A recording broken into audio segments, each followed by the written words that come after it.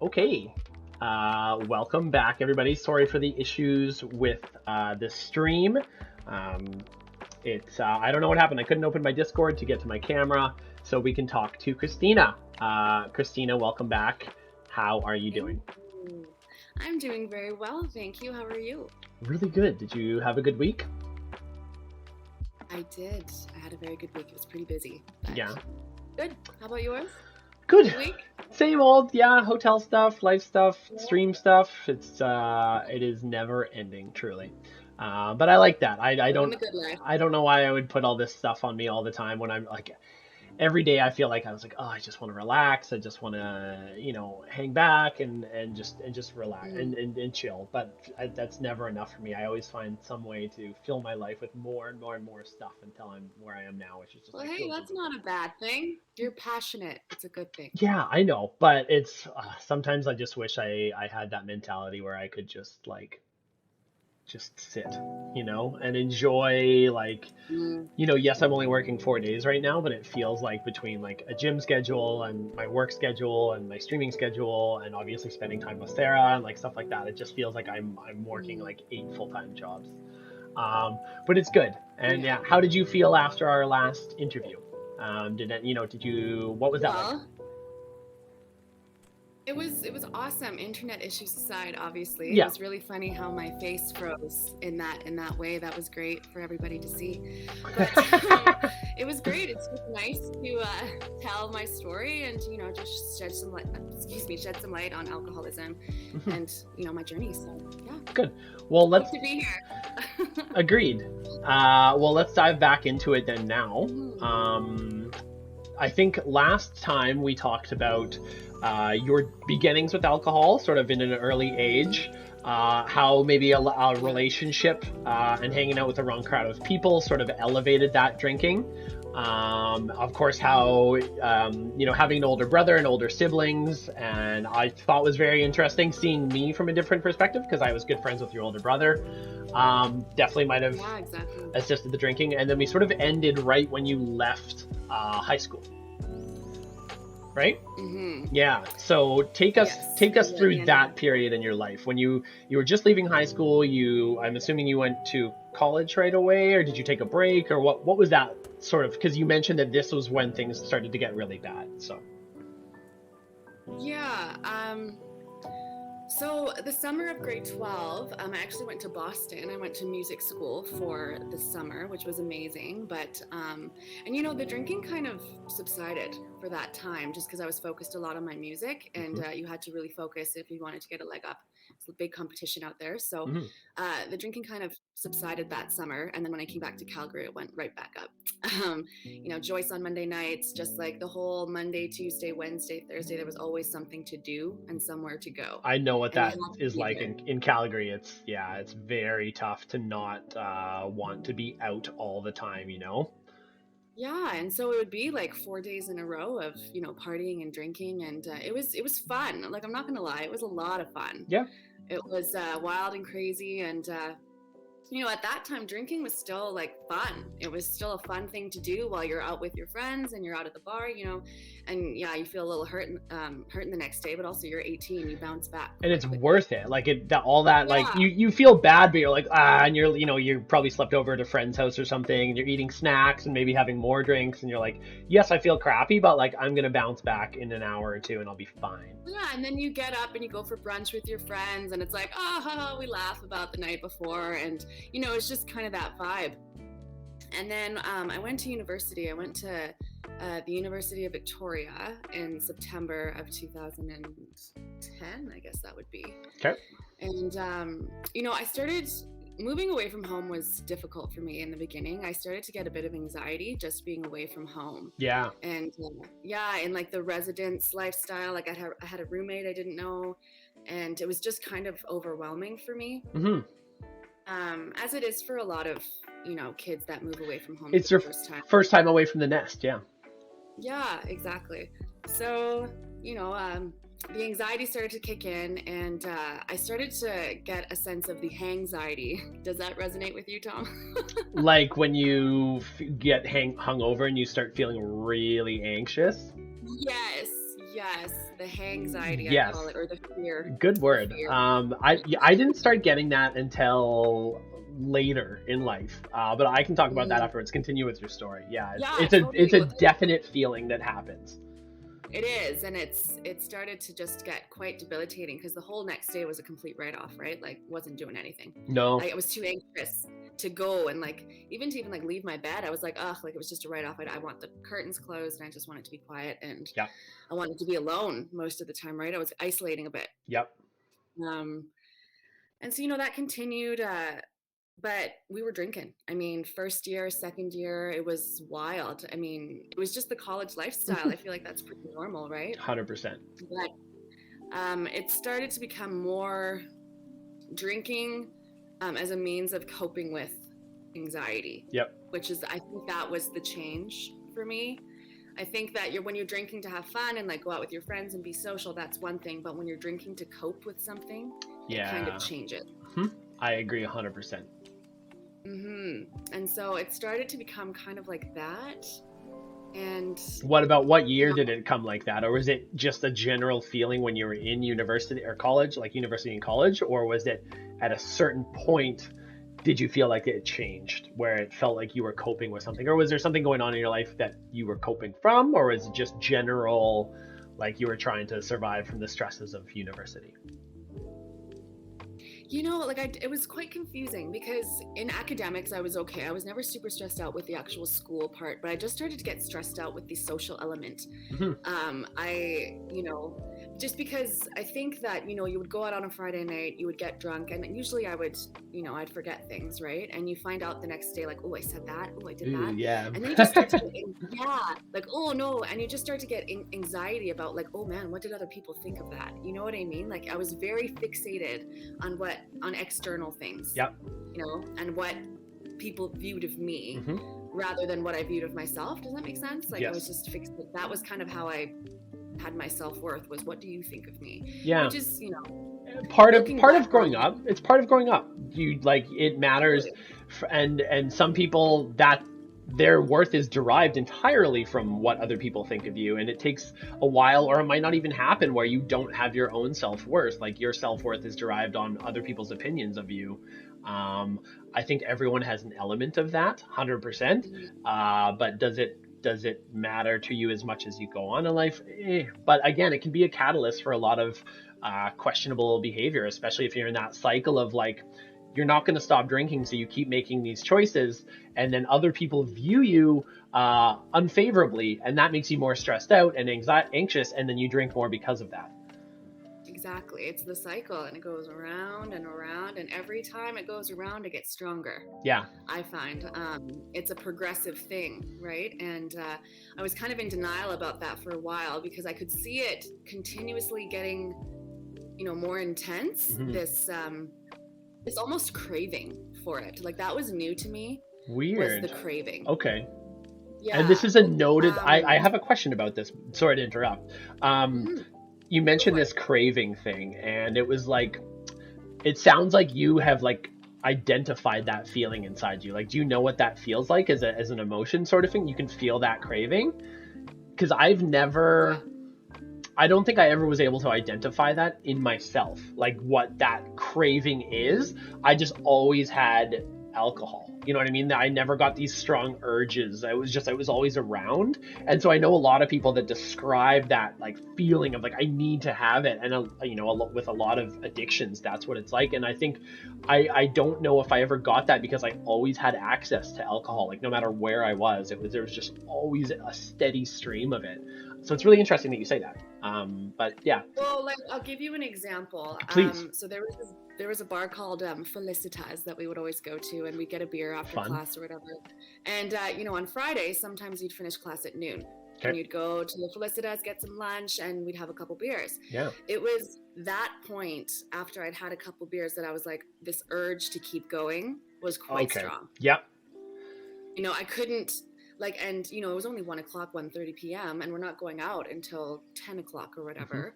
And so, we wanted to have this lull period of, like, relaxation, eating dinner, whatever, but I didn't want to do that. Me neither. Like, I wanted to just keep going. Never. going. Yeah. I never wanted to stop. And Yeah. obviously, like, that becomes detrimental if it's 1:30 and you're going to continuously drink until you're going out at 10 p.m. Like, it's a recipe for disaster. So much. And I feel that. So that's a really good example of that craving thing that you're talking about, because I never had that like I never like woke up in the middle of the night and be like, I need alcohol. No, I me think, neither. Not and like that. I think it was that for me too. As soon as I had one shot or one drink, I was like, okay, we're doing this, and I'm going to drink as aggressively as I can until I pass out. And then or just go on to autopilot. Like, I mean, I would drink as aggressively as I could until I blacked out, and I was on autopilot for another couple hours, and then I would pass out. But between those hours of blacking out and still being awake was terrible, terrible. So Yeah. Yeah. And it just, like, it's the addiction that lies to you, right? Like, mhm, it says, you'll handle it this time. Just have a couple more. You're fine. You'll handle it this time. You won't make a fool of yourself. You won't black out. And you're like, okay, so you just keep going. It is that autopilot. You're just kind of, there, no blinders are on, right? You're yeah. not even looking at all the evidence to the contrary. Like, no, this is not going to be good. And it's not going to be good, but you just keep going. And it's interesting that And that was what it was for me. Yeah. yeah, so it's interesting because, like, I always see my friends, and I was like, I don't know, I try and keep up, and I think I'm holding my own, and then it just happens, and then I'm blacked out. And it's always interesting because you can see the people who drink, but the being drunk is a benefit of being social and being out for them. Like, their priority isn't to be blackout wasted, it's to get a little silly and have a really good night and then go home. Yeah. Whereas Yeah. for me and you, I think, and for a lot of alcoholics, the social aspect of it, that's just the environment that I was in to make it acceptable to be blackout wasted, because it's just, people just accept you because it's like, oh, he's had too much to drink, it's okay, like, happens to everybody. But it Yeah. doesn't happen to everybody every single time. And so that's a difference that I didn't realize, is that, like, being wasted for a lot of people isn't the end game. Like, yes, Right. it's good to get drunk, and they want to get drunk, but they want to be social and engage and have fun and go home. For me, and it was never, the end game wasn't to be out with my friends. The end game was to drink as much as possible and then just let it happen. Yep. Yeah. And, thinking back on it, like, I don't think I was cognizant of that at the time. Like, I don't think I was like, oh, I want to get blackout tonight. That wasn't the goal. No. It was this feeling, it was this excited feeling of like, oh, I'm going to go party, and I'm going to go out and, like, stay out all night and, like, get into a bunch of debauchery and just, like, let loose. But I would always take it too far every single time, every time. And I remember my roommates even saying, one morning being like, yeah, you get drunk, like, you get really drunk. And I remember being like, oh my God, like, Yeah. I do, I really do. And I don't, and I didn't know why. I was always the one who was just the drunkest. Yeah. Out of the whole crew, But and then the anxiety continued because I kept doing it, and I kept going out, and I kept, having to face the, and, like, damage control the next morning because I made a fool of myself, and the anxiety kept getting bad to the point where I was just like, oh my God, like, I'm just offending everybody all the time, essentially. And that was when I started drinking strictly to cope with anxiety and to be able to be social, because I couldn't do it without it. Like, it got quite bad. And when was that? Like, was that late stage university college, or was that? Yeah. That was 4th year. Okay. And so that's when things really started to get bad then. That's when things started to get bad. And what were the changes? What were the changes that you noticed in your habits, other than, yes, you were drinking to cope with the anxiety? Did you notice any areas of struggle in other aspects of your life? Did anyone approach you and say, hey, I think you have a problem? Did you shrug them off? Anything like that? Oh, yeah.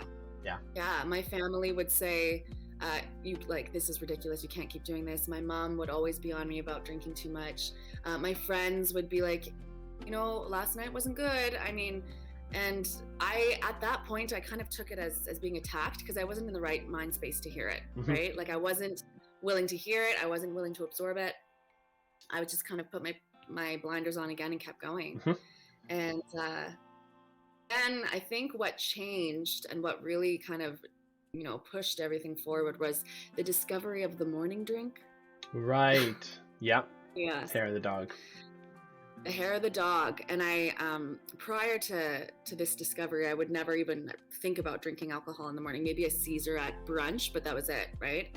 But I remember there was one pivotal morning when we had partied the night before, and you know what it is to be iced? Mm-hmm. Oh yeah, of course. So I was iced at 9 o'clock in the morning. When I got up, I opened up the fridge and there was an ice right beside my milk, and I was like, oh, okay. So I chugged it, and I was lit. Yeah, it's just because it kicks in all the remaining alcohol in your body again. Yeah. I was just one drink and I was lit, and I was feeling great, and I was like, the hangover was gone. I was like, oh my God, this is the answer.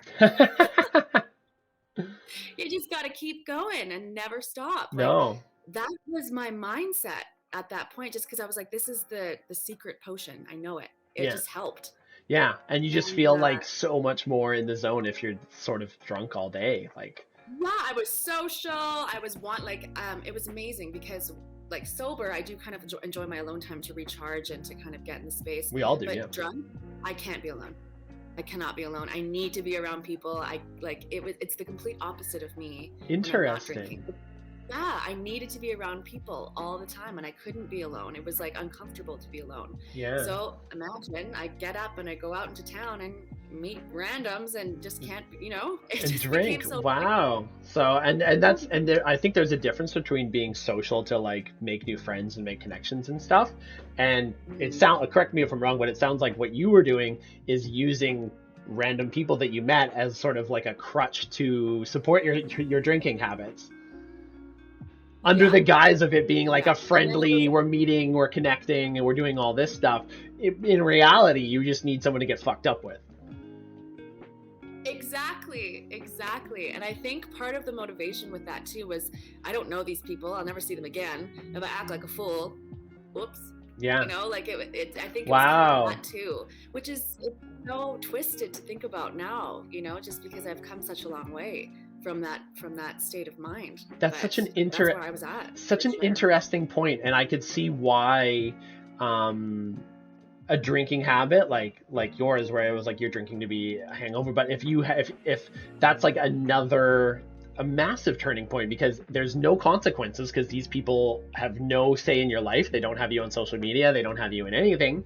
You can there's no reason to not do it. If you have a day off and you don't have to see any of your close friends or family, you can just meet random people, make an ass of yourself, and do it all over again the next day with other people.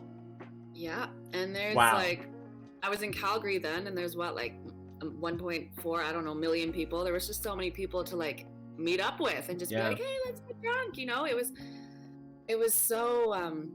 It was so detrimental, and it just kept spiraling, and it kept spiraling and spiraling until I was drinking for days. Really? What was so before we talk about we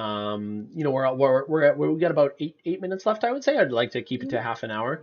But if we go over, I'd like to finish with your rock bottom moment.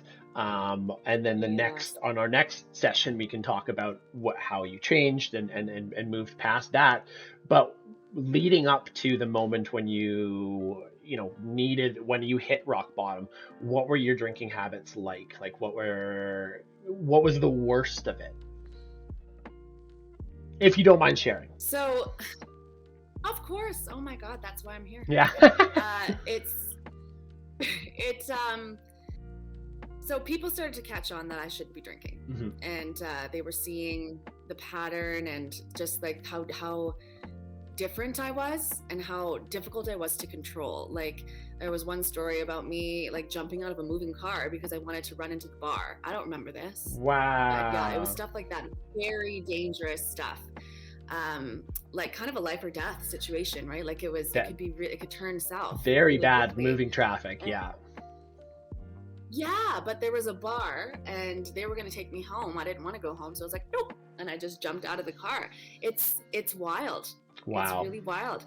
And so that people obviously started to pick up on the fact that maybe Kristina shouldn't be drinking. Yeah. And that's when the hiding started. So I started hiding it. Oh. And I would Yeah, that was also a turning point, and that's what led up to my rock bottom, because when you're hiding it and no one knows that you're drinking and you're just progressively getting more and more intoxicated, it's like, what is going on? Yeah. Right? Like, how is this happening? So my trick was I would go to the liquor store and I'd get, those tiny little bottles, like the airplane bottles. Yeah. And I'd get rum or something, and I'd get about 5 and stash them in my bag, and then I'd pretend to be sober at whatever event I was at, and then just chug one in the bathroom. Like, it became full-blown alcoholism. Wow.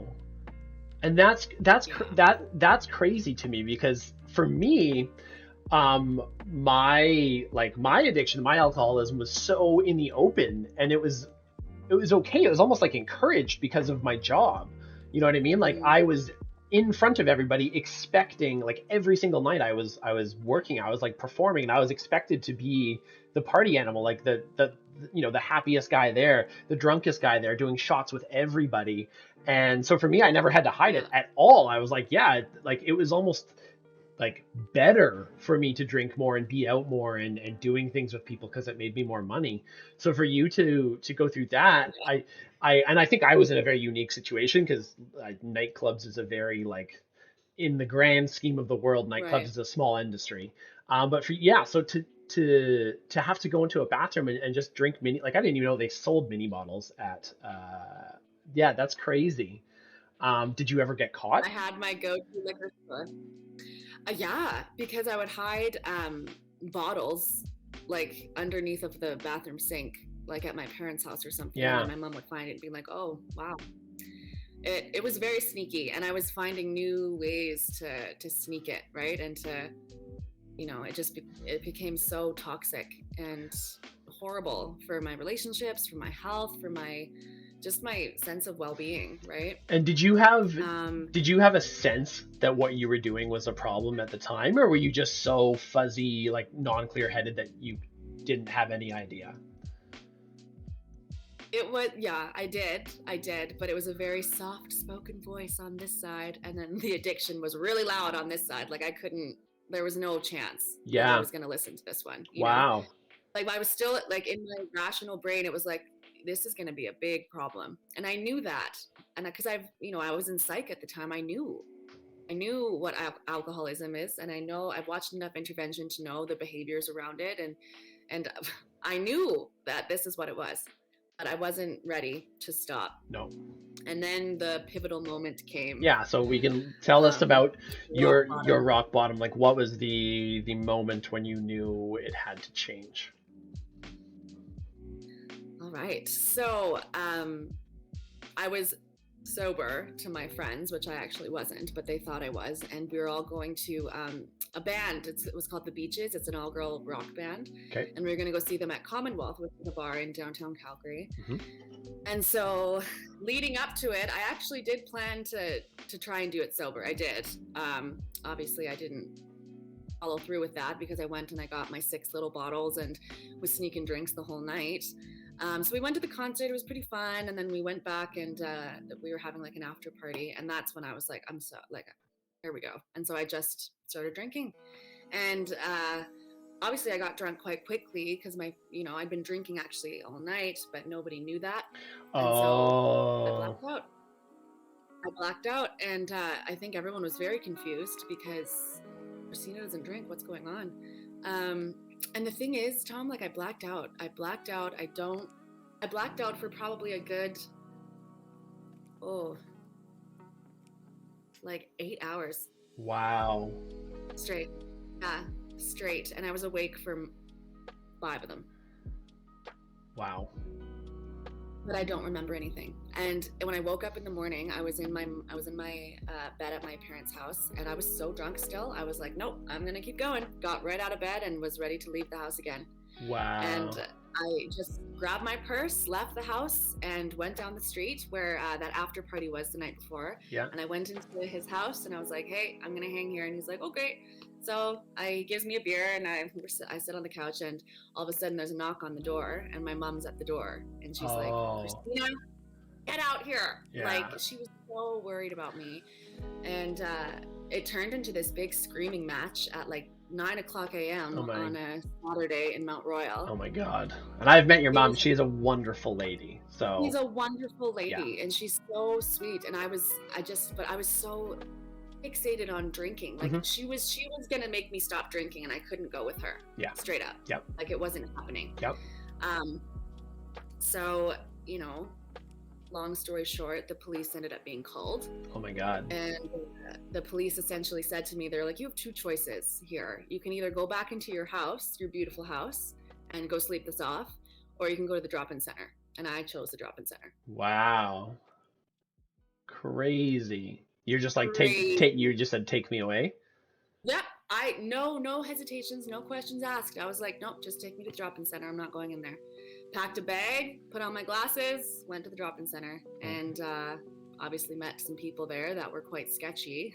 Yeah. And realized, oh wait, I have a credit card, and the Deltable Valley was about 2 blocks away. Oh, this story keeps going. It's crazy. Okay. It's crazy. This was a 4-day long rock bottom thing. Yeah, keep going. This is wow. All right, so I go to the Deltable Valley, and I was a member of AA at that point. I just kept going in and out. So I had a lot of friends in AA who then came down to the hotel and essentially told the staff, do not send her any alcohol up there. She's not supposed to be drinking. And so I was like blacklisted at the hotel from getting any alcohol. God.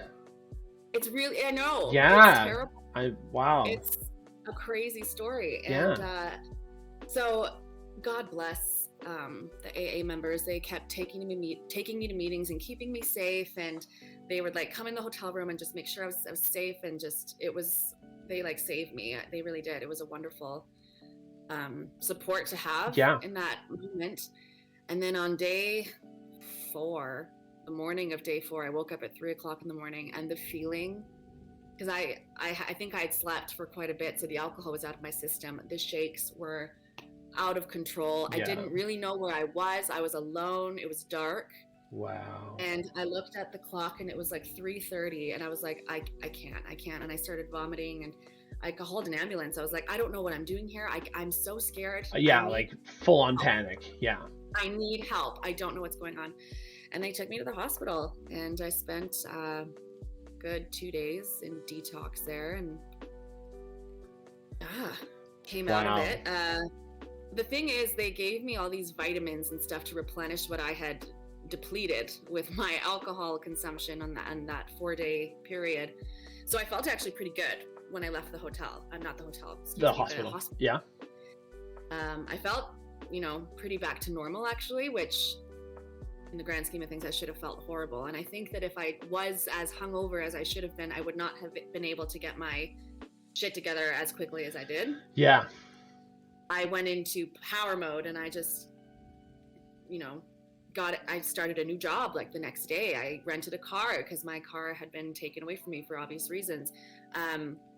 I just got everything together. I got my apartment, and I moved. Wow. And I just didn't touch it for a very, very, very long time after that. Well, let's end it there. I mean, in terms of at least the telling of the story, I had never heard that story in its entirety.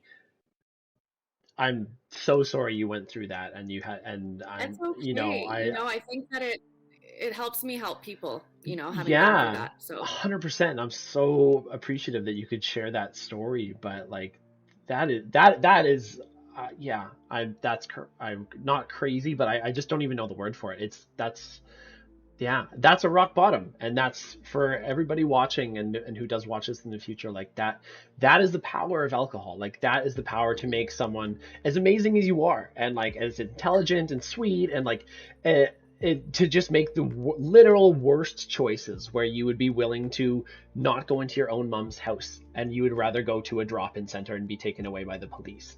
And not only the physical act of that, but the emotional pain that you can cause someone is like that. I think that's where a lot of that happens too, is like the weight of feeling that when your head sort of clears, and knowing all of the choices you've made, and the bridges you've burned, and the pain you've caused to your friends and family is so hard. It's trauma. Yeah. It takes a lot to face that. after, because, you know, as time goes on, you ruminate on it, right? And things start coming back, and it's like, oh my God, it's traumatic. Yeah. And I don't know if you experienced this, but like in the maybe the first couple weeks after getting sober, I had very vivid dreams. I don't know if you did. Did you experience that as well? Yeah, when I was in Mexico and I was kind of going through my withdrawal part of it, it was such a surreal experience, because it was like I was alone. I didn't have anyone to talk to. I didn't tell anybody what I was doing except for like my mom. I was just like, it was intense. I don't recall the dreams, like I can't remember what they were, but I do remember that I had like every night I would wake up in sweats with something on my mind, just rolling around and trying to, like, it was, I never got to the point where I needed like medical attention or anything, but it was tough. And that's, neither did I. I like got through it, but it's quite intense, and it was quite pervasive for a while. I would wake up sweating too, so it's a struggle. Alcohol can be very, very dangerous if you use it wrong. that was so powerful, and I'm so appreciative of you being able to be here to share that. Did anyone have any questions? It's 9:00 now, so we're gonna try and wrap it up, and we'll start next Saturday. We'll do it in. If anyone has any questions, let me know now in the chat. If not, I mean, I think that was I think one of my most favorite conversations I've ever had about alcohol. Just hearing your people are just saying thank you for sharing, but that was just so powerful. And hearing someone else's really just story about being in such a crazy place. And I think that's the thing that blows me away, is that like alcoholism is just as different as people are. You know, each individual has a different experience based on your environment, your familial situation, your job, your hopes, your dreams, all of that. And I'm so glad you're still here. So still here, baby. Cool.